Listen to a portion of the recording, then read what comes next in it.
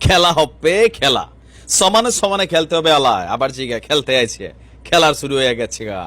দর্শক, ভালো খবর বলেন বা খারাপ খবর বলেন, এটা একদিকে ভালো আবার আরেকদিকে খারাপও। কারণ মানে বিষয়টা হয়েছে কি, বর্তমান যে বিশ্বায়নের যুগ, আমরা আসলে একটা দেশ অন্য দেশকে ছাড়া কিন্তু চলতে পারি না। পৃথিবীর কোনো দেশ এই মুহূর্তে নিজে নিজে একা স্বয়ং সম্পূর্ণ না, কারণ পৃথিবীর সহযোগিতা নিয়েই একটা দেশকে বাঁচতে হয়, অন্য একটা দেশ থেকে সাহায্য নিতে হয়। কিন্তু বিষয়টা যদি হয় যে অন্যান্য দেশগুলা মনে করে যে তোদের বেল নাই, তোরা এইটা তোরা সেইটা, তখন কিন্তু খেলতে হবে। আর সেই খেলায় এই মুহূর্তে মাঠে অবস্থান করছে ইরান, খেলেও দিয়েছে। ইরানের বিরুদ্ধে আপনার কয়েকদিন আগেই ইইউ নিষেধাজ্ঞা জারি করেছিল, নিশ্চয়ই আপনাদের খেয়াল আছে। তারপর ইরান বলছিল তোমাদেরকে খেয়ে দিব, তা আজকে খেয়ে দিয়েছে। দর্শক, ইইউর মধ্যে রাশিয়া ইউক্রেন যুদ্ধ বলেন, অন্যান্য ইস্যু বলেন, যুক্তরাষ্ট্র যুক্তরাজ্যের পর যেই দেশটা সবচেয়ে বেশি আগায় এটার নাম হচ্ছে জার্মানি।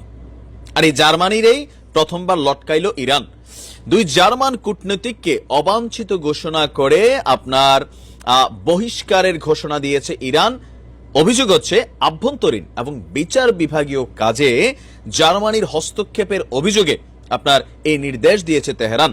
ইরানের পররাষ্ট্র মন্ত্রণালয়ের মুখপাত্র নাসের কানানি তিনি তার এক বিবৃতিতে বলছেন, জার্মান সরকারের সাম্প্রতিক হস্তক্ষেপমূলক এবং দায়িত্ব জ্ঞানহীন পদক্ষেপের জবাবে দুই কূটনীতিককে ইরান থেকে বহিষ্কার করার এই সিদ্ধান্ত নেওয়া হয়েছে।